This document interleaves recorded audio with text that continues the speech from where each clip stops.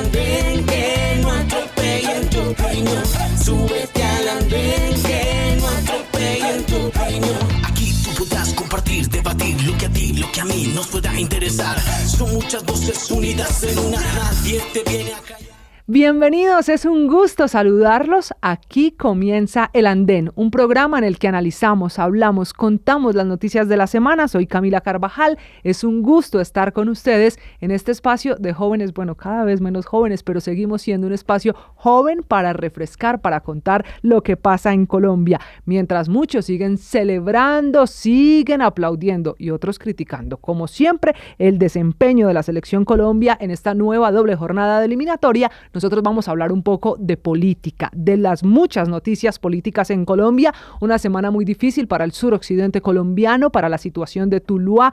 Otra vez, Pipe Tuluá puso la situación de orden público en jaque porque es inminente su extradición y entonces de nuevo volvió la violencia. Volvieron los carros, los taxis quemados, pero también el intento de saqueo a locales comerciales. La semana en la que, como si faltaran problemas en el mundo, el presidente Donald Trump ha decidido poner condiciones a la entrada de personas de por lo menos 20 países. Algunos tendrán restricción absoluta para entrar a Estados Unidos. Otros países como Cuba y como Venezuela tienen condiciones. Es decir, quienes tengan incluso visa de turismo, de estudio, de negocio, no podrán entrar a ese país. Y un tercer grupo de sanciones o de decisiones de Donald Trump son aquellas contra la Universidad de Harvard que también tocan a colombianos que están estudiando en esa universidad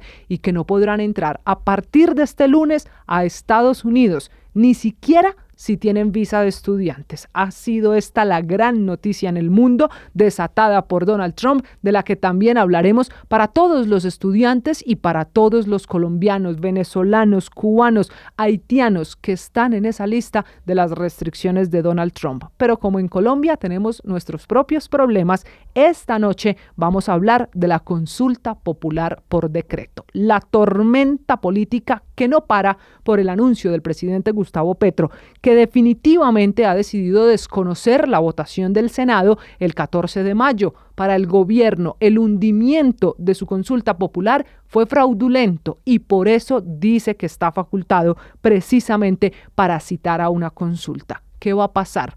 ¿Qué pasa con las instituciones? ¿Qué está en juego? ¿Qué dice la Constitución? ¿Qué va a hacer el gobierno? ¿Qué va a hacer la oposición? Quizá una semana de muchos análisis, pero todavía quedan muchas preguntas. Y eso es lo que vamos a intentar explicar esta noche con nuestros panelistas. Si este le parece un tema enredado, le aconsejo que se quede con nosotros, porque es un tema que como nunca nos toca a todos los colombianos. ¿Qué es eso de la consulta popular por decreto? Si le parece, se lo digo de otra manera. Es una situación que está poniendo en jaque en la mitad a la democracia colombiana. En segundos les presento a nuestros panelistas, abogados, porque este es un tema de constitución en mano para entender lo que pasa en Colombia. Una pausa, en 30 segundos arrancamos con la discusión de hoy en El Andén. Ya regresamos. Súbete al andén, que no atropellen tu opinión.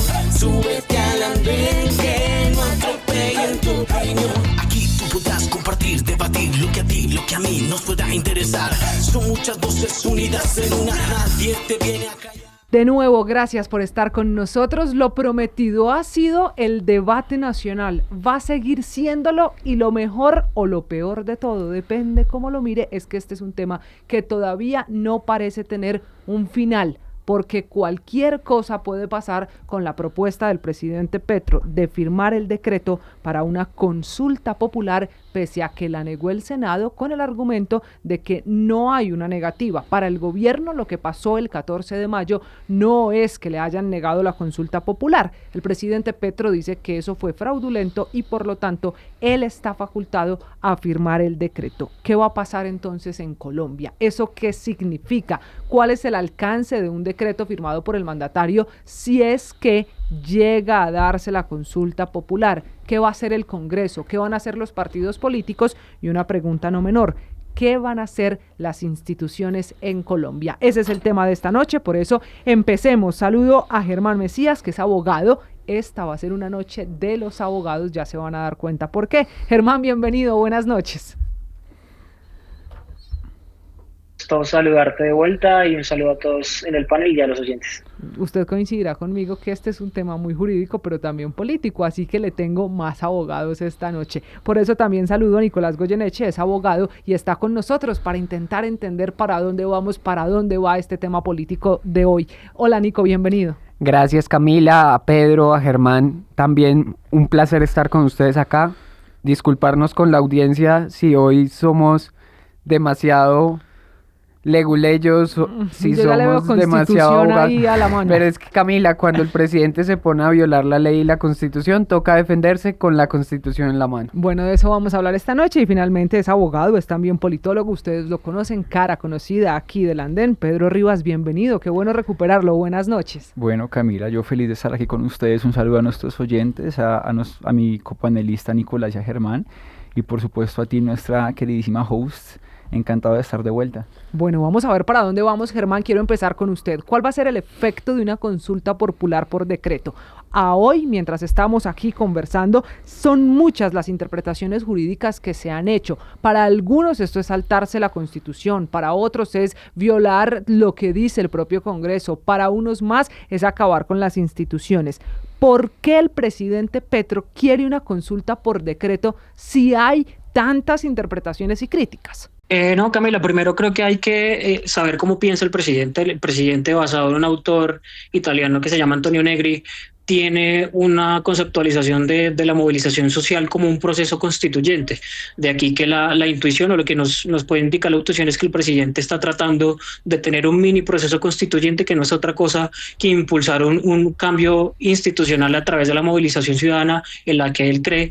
Y además sí, pues, generar una suerte de estrategia electoral de cada 2026, pues teniendo a sus bases organizadas alrededor de la consulta y alrededor de la agenda laboral. Creo que ese es como el primer punto de partida. Yo quiero, además de eso, tratar de entender los fundamentos teóricos y políticos del presidente. Creo que hay que separar la discusión institucional, política, si se quiere, frente a las necesidades de las medidas. Yo, en lo político, creo que algunas de las medidas de la consulta popular o de la agenda laboral del presidente tienen que acatarse, digamos, no sé si acatarse, como que evaluarse en el plano institucional, al menos en el Congreso de la República, por ejemplo, lo de las horas extras, lo de la jornada nocturna, lo de los recargos, que creo que son medidas políticas que digamos que tienen que debatirse a profundidad.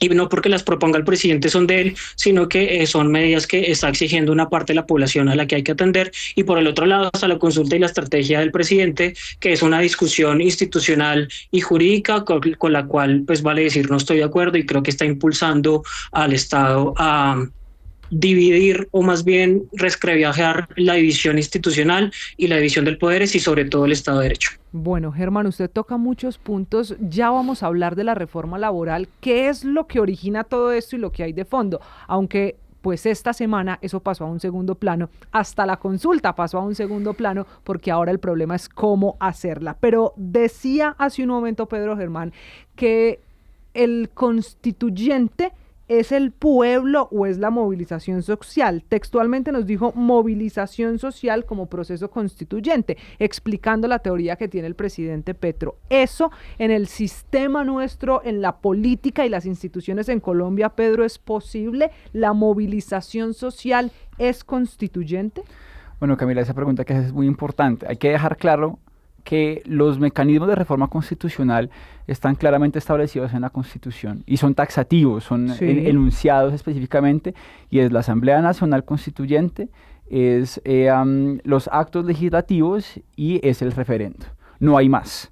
Es decir, no hay movilización social, no hay cabildos populares abiertos, todo este entramado de mutaciones institucionales que el gobierno ha intentado adoptar de unos meses para acá para intentar justificar otros mecanismos de reforma constitucional. Hay que aclarar que la consulta popular no es una reforma constitucional, ¿no? Empecemos por ahí.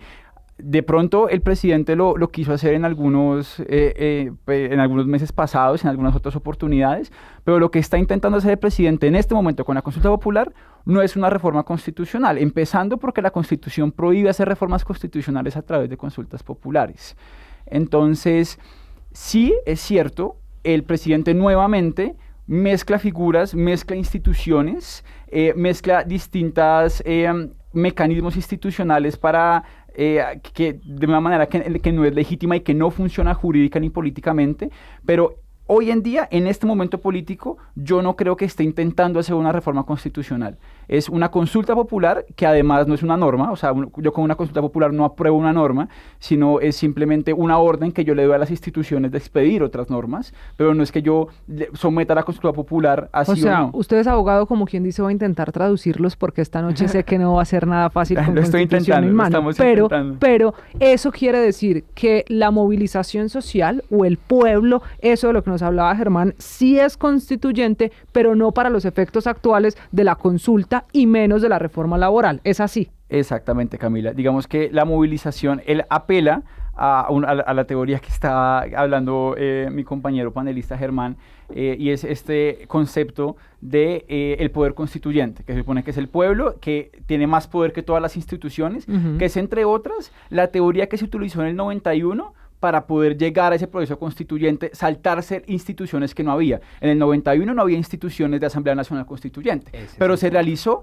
apelando a un concepto de poder constituyente que devino en una Asamblea Nacional Constituyente del 91. Pero, de nuevo, y aquí es importante dejarlo claro, es una estrategia y es un concepto que busca saltarse las instituciones constitucionales vigentes. Dicho eso, y esa claridad que hace Pedro es muy importante, Nicolás, entonces aquí aparece, ya esa es la explicación jurídica de esa norma que usted tan juicioso tiene allí al lado.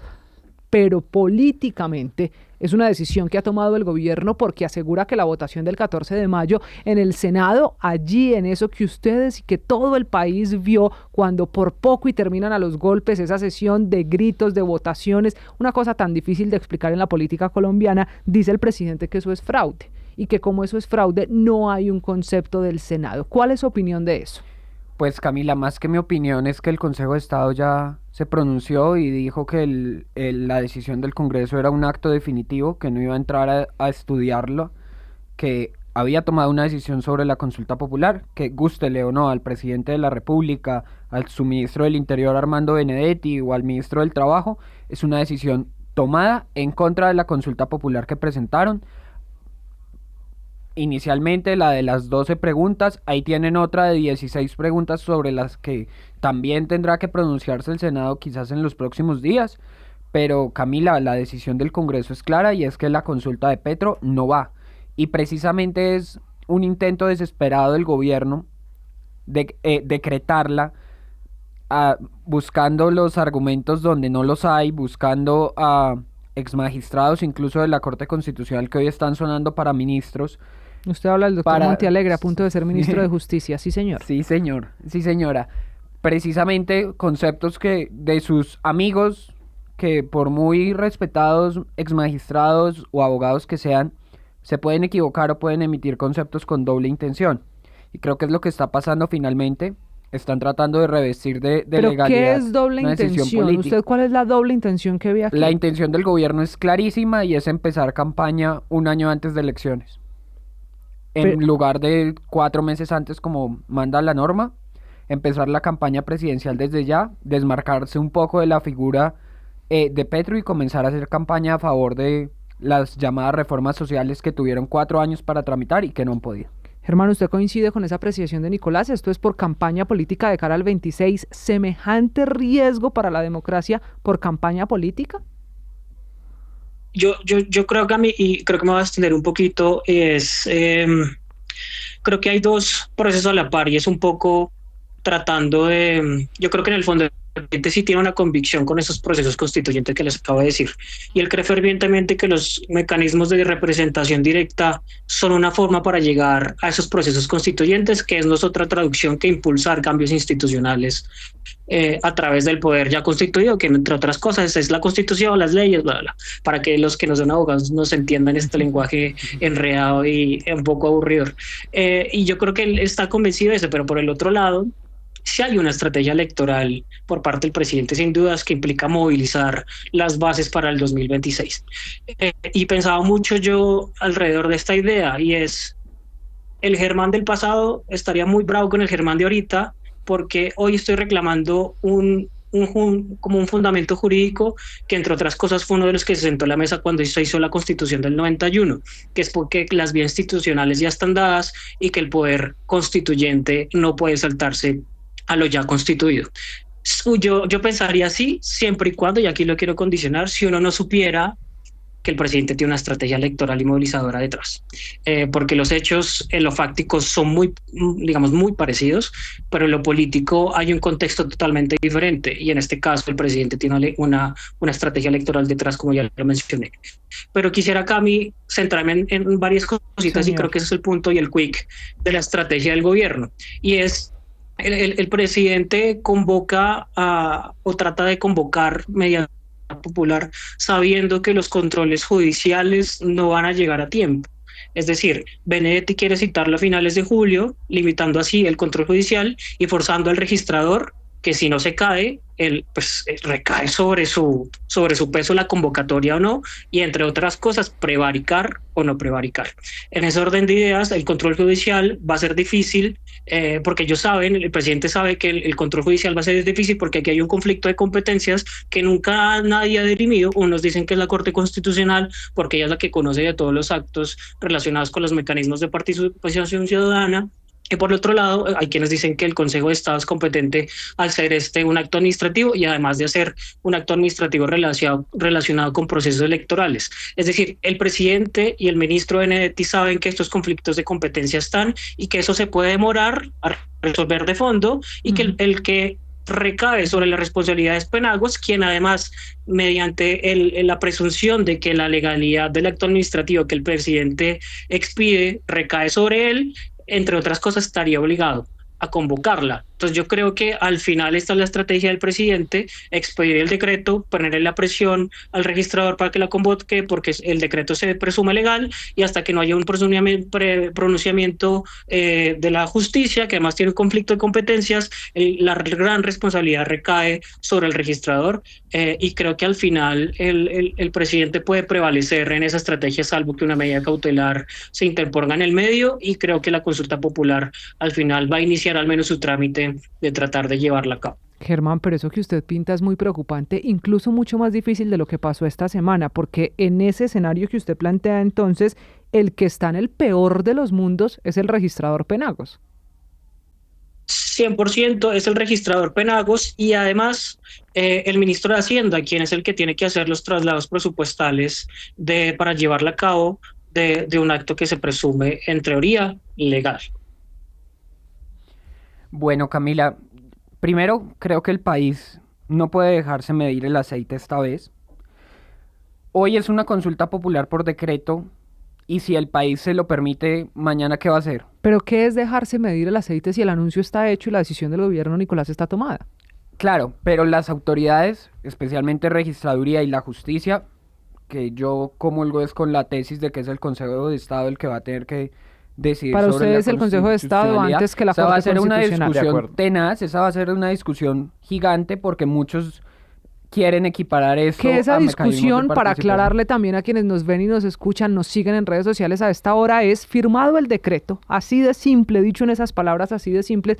Ese documento tiene que ir a una revisión. Esa revisión, pues dice el presidente, dice el ministro Benedetti, que es la Corte Constitucional, porque allí, incluso con elección de la nueva magistrada, espera el gobierno salir victorioso. Usted tiene la teoría que no es la Corte, sino el Consejo de Estado. Es que la Corte está para otros mecanismos de participación, sobre todo para los que reforman la Constitución. Y este decreto es súper excepcional. No ha pasado que haya un decreto que se salte de esta decisión de aval que requiere la consulta popular del Senado. Sí. Yo creo que es el Consejo de Estado, Bueno, porque el ahí habrá otra 241 de la explicación. Constitución no lo permite. Pero Camila, ¿por qué no se puede dejar medir el aceite del país? Y es que hoy es una consulta por decreto, mañana ¿qué va a ser? Una constituyente por decreto también, saltándose todas las instituciones, un estado de excepción que impida hacer Por eso, elecciones. pero yo sigo sin entender el concepto de dejarse medir el aceite. ¿Es hacer qué o no hacer qué en el Camila, país? es ponerle tate quieto al presidente y dejarle claro que no puede celebrar la consulta popular por decreto. Y Penagos, el registrador, tiene una herramienta que acá poco se aplica, pero cuando la contradicción entre un decreto presidencial y la Constitución misma o las leyes estatutarias que desarrollan los mecanismos de participación es tan grande, el registrador tiene que poder aplicar la excepción de inconstitucionalidad y decir, el decreto no se lo aplico, voy a aplicar la Constitución y las leyes estatutarias de los mecanismos de participación ciudadana, la consulta no va. Eso está en manos del registrador, pero también va a estar en manos, resuelta la controversia de jurisdicciones, resuelto si es la Corte o el Consejo de Estado, en manos de los magistrados, en manos de la justicia, ponerle tate quieto al presidente y impedirle cometer esta arbitrariedad, que no es otra cosa que dictadura. Lo decía el presidente en algún tuit alguna vez, que cuando un mandatario incumple la ley y se salta la ley, es un dictador. A él también le aplican sus propias palabras. Mira, Camila, yo creo que el gobierno tiene muy claro quién es el juez natural, quién es la persona que debe pasar a revisar este decreto. Tienen una manada de asesores jurídicos en sus oficinas y ellos saben que es el Consejo de Estado, y eso ni siquiera es un debate jurídico serio. Si es la Corte Constitucional o el Consejo de Estado, es el Consejo de Estado. Pero yo tengo una teoría, y es una teoría con cierto conocimiento de causa, de por qué ellos quieren que lo revise la Corte Constitucional. Y si tú te pones a ver la locución de Petro, él insiste en decir que es la Corte Constitucional. ¿Cuál es la necesidad de decir que va a sacar la consulta popular por decreto y decir cuál es el tribunal que le corresponde hacer esa revisión? Y es por una razón sencilla. La Corte Constitucional en estas cosas es bastante cuidadosa de sus competencias y ellos no van a hacer la revisión de ese decreto. Si les llega ese decreto para revisión constitucional, ellos se van a inhibir, van a decir que no tienen competencia y van a decir, yo dejo al juez natural a que le corresponda. Y gastar tiempo.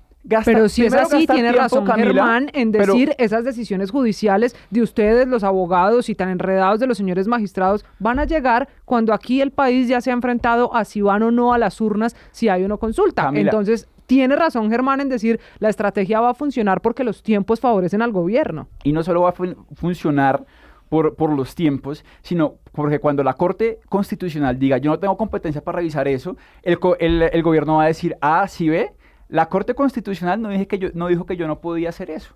O sea, eso le da hasta cierto nivel de legitimidad, decir, eso pasó por la Corte Constitucional y la Corte Constitucional no me puso ningún pare. Ahora, ¿qué recursos hay? ¿Qué formas de hacerlo hay? La forma de hacerlo, y yo por allá he escuchado varios grupos jurídicos decir que ya están en eso, es apenas salga ese decreto, demandarlo, una acción... No, pues de el propio control. Presidente del Congreso de la República, el senador Efraín Cepeda. Exactamente. Y lo que tienen que hacer es demandarlo ante el Consejo de Estado. Es un control judicial que se llama nulidad por inconstitucionalidad. Y ahí se pueden decretar lo que estaba diciendo Germán ahorita, que llaman medidas cautelares, que eso en cristiano es decir, yo tomo unas medidas cautelares ya urgentes para que no haya un daño mayor y se suspendan los efectos de ese decreto. Es decir, ¿cuál es mi mensaje, Camila? No está perdido. Es decir, acá no es que el control judicial abdicó de su control para usted ahí me someter terminó ese decreto. de enredar la película, porque no está perdido, pero los tiempos van a favorecer en ese proceso Pero de leyes. ¿Qué pasa? las medidas se pueden tomar apenas se recibe y se acepta la nulidad por inconstitucionalidad. El Consejo de Estado puede decir, inaplico el decreto hasta que tomemos una decisión. No de fondo, pero sí esas medidas que se pueden tomar en una semana. Unas medidas cautelares urgentes en el Consejo de Estado se pueden tomar en una semana, que entre otras, y de una manera bastante graciosa, fueron las mismas medidas cautelares que, por ejemplo, se tomaron en el caso de Petro contra la Contraloría y contra la Procuraduría cuando él fue alcalde, que se suspendieron unos efectos de unos decretos de la misma forma, con el mismo tipo de control. Germán, lo veo levantando la mano, señor. No. Creo que ya el punto de contradecir yo ya lo pasé, pero quiero seguir reforzando la teoría, y es un poco de qué dependen las cosas. Hay dos críticos frente a este proceso. en el sentido de que la demora en la suspensión provisional haría que la presunción de la legalidad esté y el registrador esté obligado a solicitarla. Por otro lado, como ocurrió con el control de la reforma pensional, es posible que las personas afines del gobierno adelanten medidas dilatorias para que no se tomen esas decisiones. Y por el otro lado está el tema de las competencias, que como ya lo mencionamos, hay dos conflictos grandes. En este caso, yo, a diferencia de mis colegas, no creo que eso esté resuelto. Sí tengo la intuición de que esto pueda ser materia del Consejo de Estado, pues por obvias razones, pero hay otros criterios análogos que pueden aplicarse en este caso. Para poder revisar por parte de la Corte Constitucional este mecanismo de participación ciudadana, como ocurrió en una de las demandas que puso el Centro Democrático en el 2017 contra el plebiscito y demás. Y por el otro lado, hay unos riesgos jurídicos que hay que evaluar, y es, en este caso, la presión recae sobre el registrador, porque es posible que la registraduría inicie los trámites, descartando, digamos, más bien teniendo en cuenta el deber legal que le asiste en llevar a cabo ese acto de convocatoria que expidió el presidente, y esperando pues un pronunciamiento de la justicia que quizás no llegue. Entonces, la principal responsabilidad está en el registrador. Okay. Y por el otro lado, hay una responsabilidad de los ministros, porque no olvidemos que el decreto de convocatoria tiene la firma de todos los ministros, y que algunos no son aforados y que además pueden recaer sobre ellos otras acciones jurídicas. Y finalmente, la responsabilidad fiscal, sobre todo, recae sobre el ministro de Hacienda, que tendrá que hacer el traslado de los recursos para llevar a cabo la consulta popular en este caso.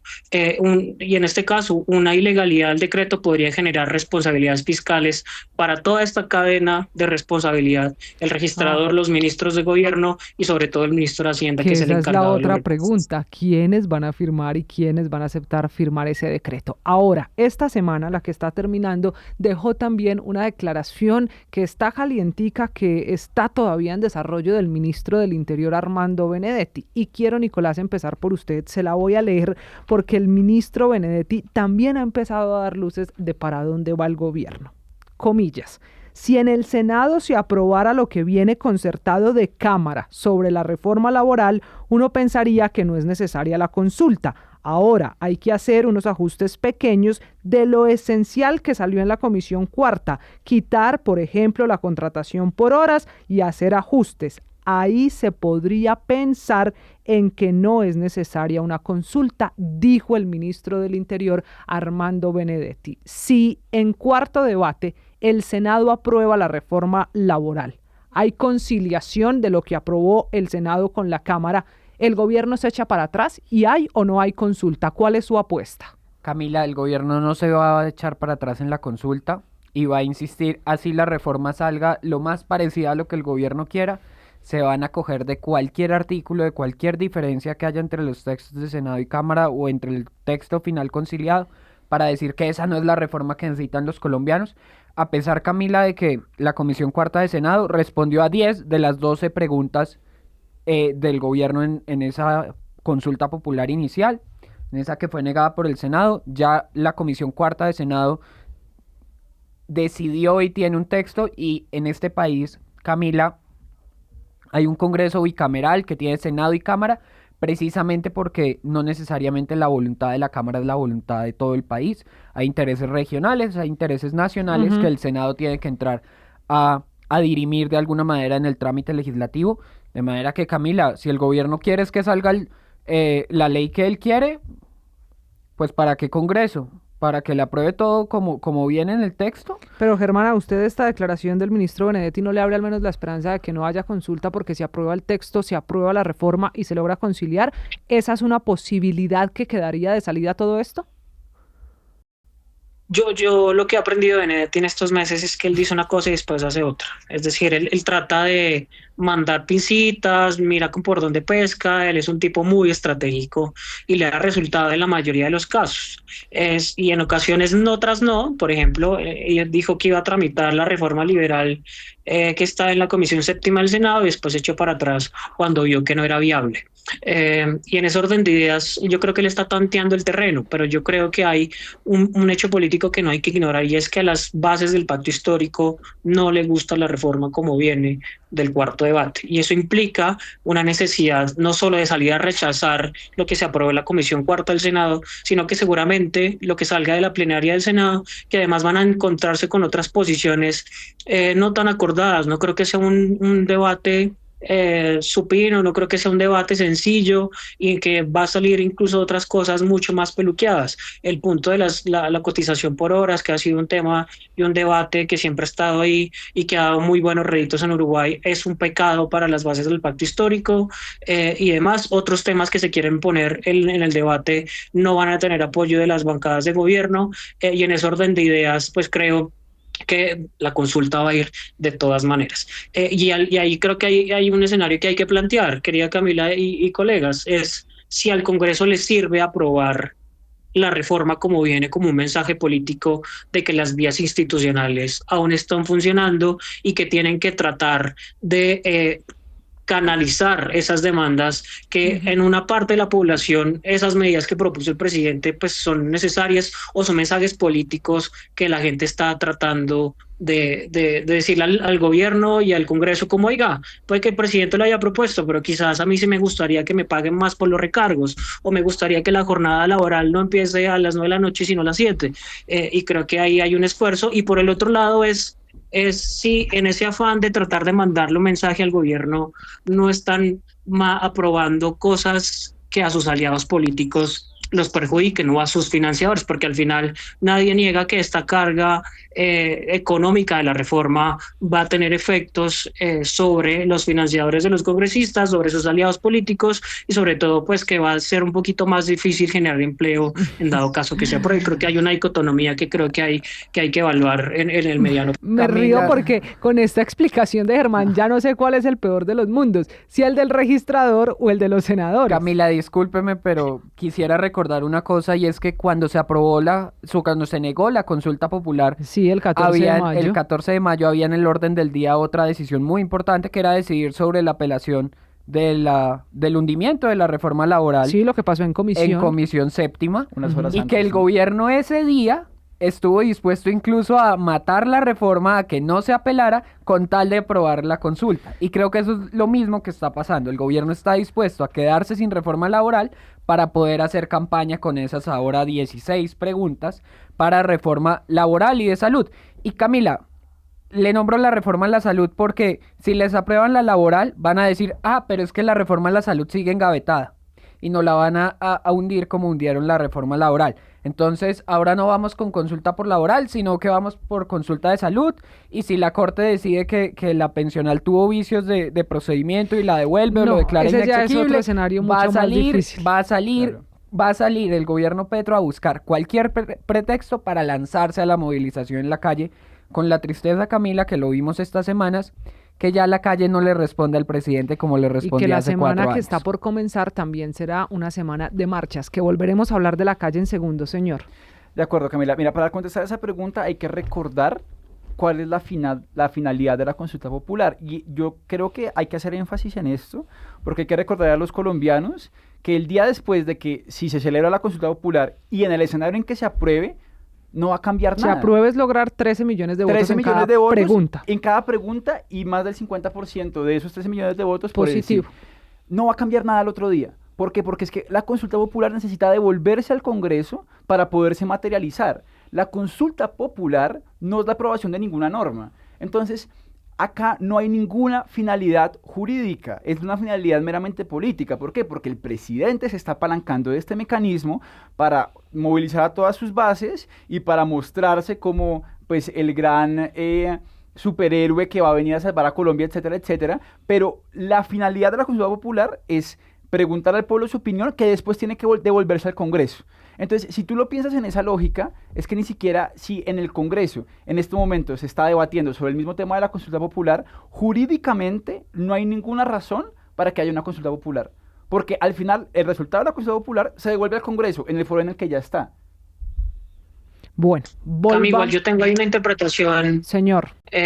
No sé si diferente, pero pues no sé si coincidan conmigo, pero es claro lo que dicen de que las medidas aprobadas por la gente tienen que volver al Congreso, Sí. pero hay una disposición legal de que además si el Congreso no se pronuncia en 2 periodos consecutivos, el presidente puede expedir eso mediante un decreto, digamos, de alguna forma con medidas o facultades extraordinarias, es decir, de alguna presidente tiene el sartén por el mango, en dado caso, pues digamos, eso ya habrán elecciones, seguramente no ocurra nada, pero es un factor a considerar de que el presidente aún tiene unas facultades en dado caso de que el Senado o el Congreso en sí no materialice esas medidas que se fueron aprobadas mediante la consulta popular.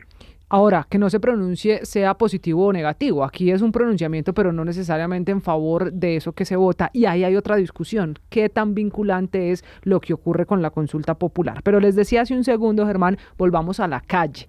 Decía hace un momento Nicolás que también esa hace parte de la estrategia porque es una estrategia más electoral y es cierto, esta semana que está terminando, la bancada del Pacto Histórico en pleno llegó a la Casa de Nariño, se reunió con el presidente Gustavo Petro, con el hombre de la política, el que maneja la política, que se llama Armando Benedetti, Que se le ministro sale del de las Interior. manos a veces, ¿no? Hay veces no es fácil, es que es un tema bien complejo y también estaba la directora del DAPRE. Dicho eso, nos contaron y también quienes asistieron a las reuniones les puedo confirmar que sintieron un jalón de orejas del presidente de la República que esperaba más enérgica respuesta de su bancada el día que se hundió esa consulta, aunque ellos no la consideran hundida. Repito, para el gobierno fue una votación fraudulenta. Y la tarea que le pusieron al Pacto Histórico, Germán, fue convocar de nuevo a la calle. Dice el gobierno que no es una convocatoria propia, sino apoyar a la CUT. Otra discusión sobre la mesa.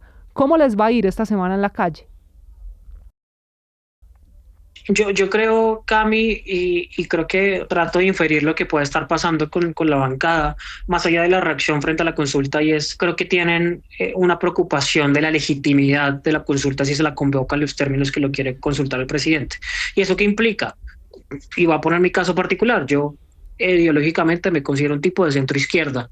Si el presidente la convocaba por las vías institucionales, yo podría salir a votar. En algunas cosas diría que no, en otras podría decir que sí, pero si las convoca en los términos que hoy, y yo fiel creyente de la democracia liberal, de las instituciones y del poder constituido, ni de chiras, pues salgo a votar una consulta en estos términos. Y creo que ahí es la preocupación que se tiene, que si se hace en estos términos, no se alcanza el umbral, no tenga legitimidad y el presidente termine hundido en su propia estrategia. Por lo que yo creo que la bancada de gobierno, más allá de las convocatorias y demás, tiene una preocupación de darle algún símbolo que dé legitimidad a lo que está intentando hacer el presidente.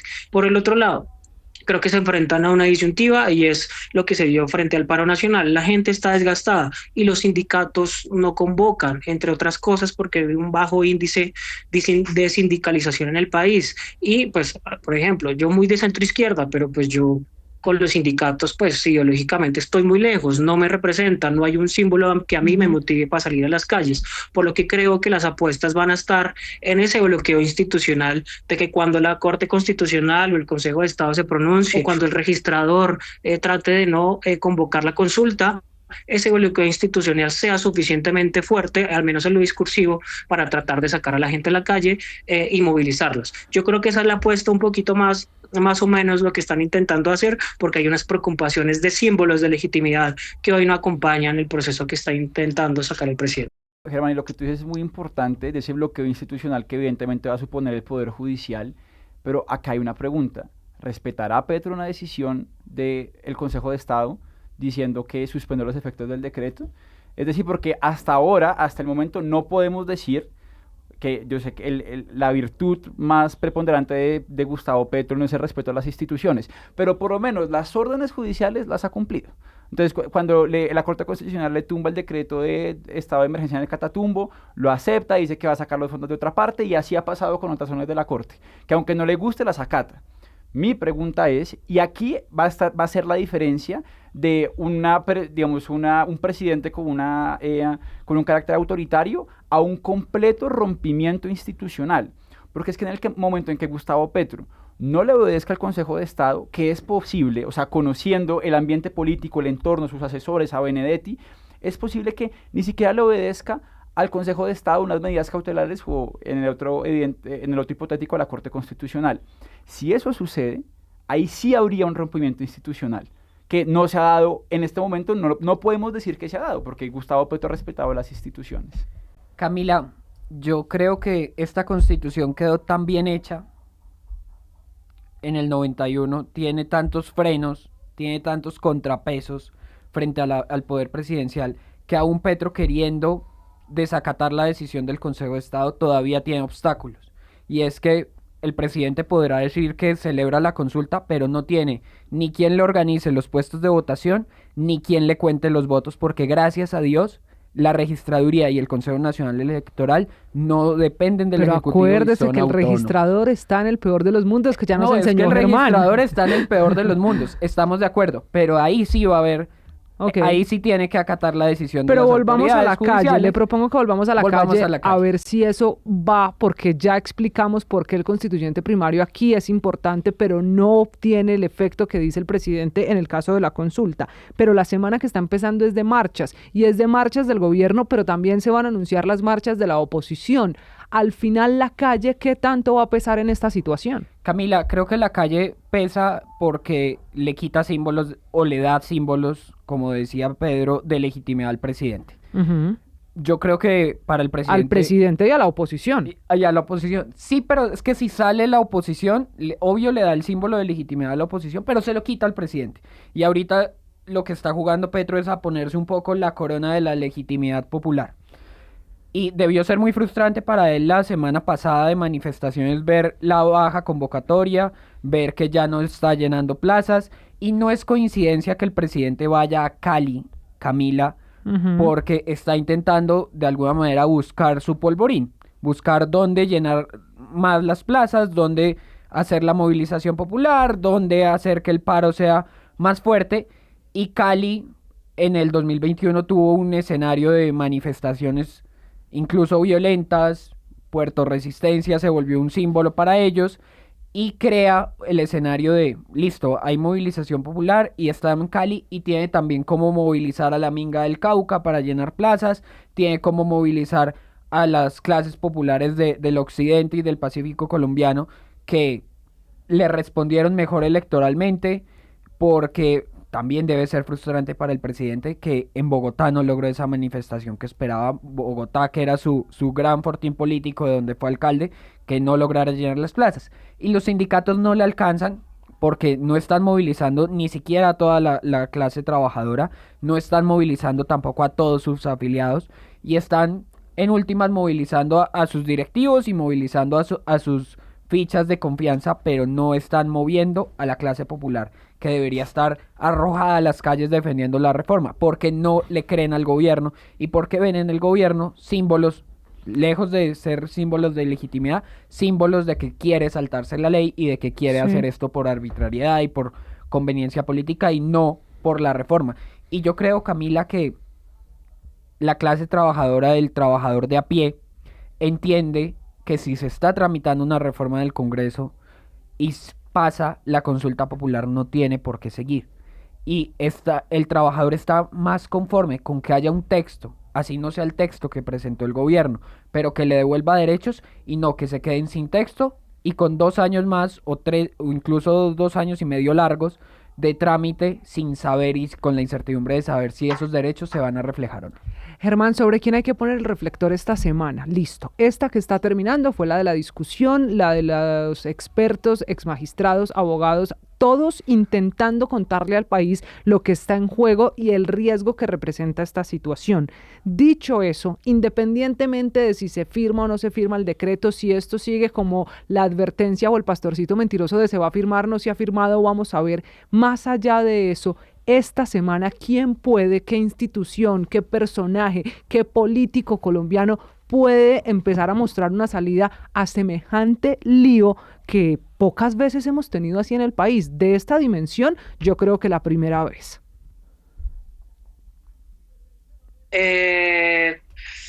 Buena pregunta, Cami. Igual yo no veo un líder que pueda dar una vía de solución. Yo creo que, por ejemplo, como lo mencionaba Humberto Lacalle, creo que hay que tener una unidad frente a la defensa del para Estado de allá iba. Derecho. Justo iba a hablarle de Humberto de la Y Calle. Deme un es- segundo que lo interrumpa ahí, porque Humberto de la Calle dice, alguien tiene que buscar la solución, pero hay muchos egos políticos, del presidente, del ministro, del presidente del Congreso, de los partidos y de los políticos de la oposición.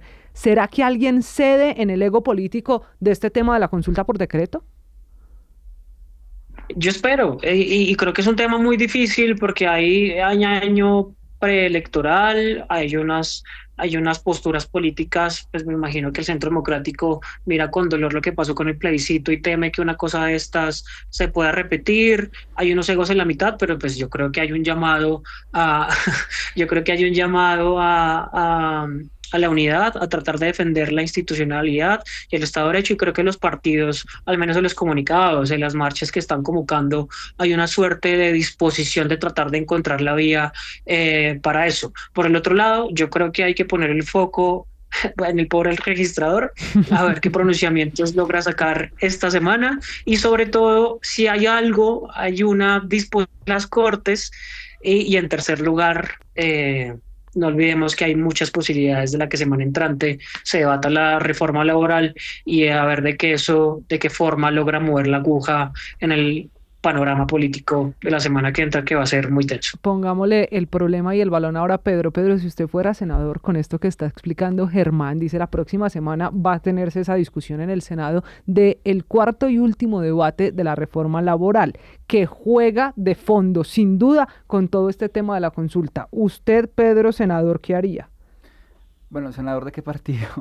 No, el partido, más allá del partido, es acelerar la Mira. votación de la reforma, es intentar frenar todo el proceso. Por ejemplo, decían de las medidas cautelares si hay decreto. Como senador, ya nos dijo Germán, como registrador aquí el problema, pero como senador, ¿qué camino queda? Mira, el Congreso, el Senado, ya que pasó a cuarto debate, tiene una oportunidad, que es una oportunidad que si se logra consensuar, como decías tú, sin egos, yo creo que podría ser un gana y gana, tanto para el gobierno Pero como ese para la Senado oposición. le puso el acelerador a la reforma laboral para que no se citara consulta. Si de todas maneras hay consulta por decreto, ¿tiene sentido aprobar una reforma con acelerador? Si yo fuera senador, A yo ver. diría, pasamos la reforma en el Congreso, Sí. la pasamos, y en ese sentido le quitamos legitimidad. Pero si soy de oposición y pasamos la reforma en el Congreso, le quito legitimidad a la consulta popular. Pero si también soy de gobierno y logro pasar la reforma, pues también es positivo porque logré hacer la reforma. Es que yo creo que el gobierno tiene un defecto grande, y es que no sabe potencializar sus victorias. Es que, Gabriela, yo te recuerdo que... O sea, para usted que el gobierno gana con cara y con sello. El gobierno no gana... Pues que ese es el problema. Que ante el público, su gana es lograr la reforma. Es que el gobierno quiere perder para poder decir que no lo dejaron gobernar. Ese es el gran problema. El gran problema es que tiene dos caras. Ante ellos, ante el pueblo colombiano, lo que yo quiero es que se efectúen unas reformas. Pero eso no es cierto, porque si en verdad quisiera que se efectuaran las reformas, le pondría el esfuerzo en el Congreso, y yo creo que en el Senado están las mayorías para pasar la reforma. Para es que ya hay acuerdo sobre la mayoría del texto. La diferencia es sobre aplicar o no los recargos a micro y pequeñas empresas. Aunque radicaron la ponencia, mira, y el Centro Democrático no firmó, pero eso es otro capítulo. Es el único capítulo. Camila, el punto es, si el gobierno de verdad le interesara hacer reformas estructurales, dice, pasé la reforma, es más, y es un motivo de celebración y de logro para el gobierno. Pero es que, de nuevo, es que la intención de ellos realmente no es no hacer reformas estructurales en lo laboral. La intención de ellos es hacer campaña política con la consulta popular, y por eso es que la consulta popular tiene que ir sí o sí, pase o no la reforma, pero el atravo a la reforma laboral era una excusa y era una justificación para decir por qué era necesaria la consulta popular, porque así existe, Se me está acabando el tiempo. Justificación institucional. Sí. Y es, yo llego a la consulta popular porque el Senado me falla. Y esa es la justificación, la fundamentación de una consulta popular, de un mecanismo de democracia directa, que yo acudo a la democracia directa, pero porque la democracia representativa me falló. Si la democracia representativa, si el Congreso no me falla, entonces yo ya no tengo justificación institucional para recurrir a la democracia directa, se queda sin fundamentos. Y por eso este también parece ser un círculo del que parece muy difícil salir ahora. Todo esto también nos ha dejado un gran titular y empezábamos hablando de eso cuando esta conversación inició aquí en el Andén, y es que hay nuevo ministro de Justicia, al menos candidato, y es el exfiscal Eduardo Montealegre, quizá el único que respalda la teoría del presidente de que se puede una consulta popular por decreto, que no es válida la votación del 14 de mayo en la plenaria del Senado. Ustedes se dan cuenta que al final todo conecta con un poquito de todo. Señores, se me ha acabado el tiempo. Germán, aquí le anoté lo del registrador. Prométame que nos volvemos a subir al andén a ver qué camino coge el doctor Penagos. Gracias por haber estado con nosotros. Chao, Camila, ha sido un gusto compartir con ustedes y un gusto verlos de nuevo. Bueno, nos volveremos a subir también. Nicolás, gracias, buenas noches y bueno, siga con su constitución ahí, que la vamos a necesitar como colombianos en los próximos meses. Camila, y esperemos comunicados conjuntos de los expresidentes, comunicados conjuntos de los presidentes de las altas cortes, del Consejo Nacional Electoral, de la registraduría, que se va a necesitar que todos se pronuncien en contra de este intento de golpe de Estado contra el Congreso y contra el pueblo colombiano, porque finalmente lo que está haciendo es falsear la voluntad popular. Y mientras tanto, Pedro, semana decisiva de esa reforma laboral que originó todo esto, así que como senadores vamos a ver si siguen el ejemplo ese que usted hipotéticamente nos trajo esta noche. Gracias por haber estado en el andén. Así es, Camila, muchísimas gracias a ustedes y a mis compañeros de panel. Como siempre, una delicia estar acá y poder discutir estos temas así charladitos. Hoy, que más que un debate, una explicación en la que también pretendemos, como siempre en el andén, que usted que nos acompaña durante el fin de semana logre entender esta muy movida, muy complicada política colombiana. Usted puede seguir opinando. Nos seguimos leyendo en todas las redes sociales usando numeral el andén. Por lo pronto, prepárese para la semana de marchas y demás discusiones políticas. Nosotros nos vemos y nos oímos la próxima semana. Chao. Súbete al andén que no atropellen tu opinión. Súbete al andén que no atropellen tu opinión. Aquí tú podrás compartir, debatir lo que a ti, lo que a mí nos pueda interesar. Son muchas voces unidas en una. Nadie te viene a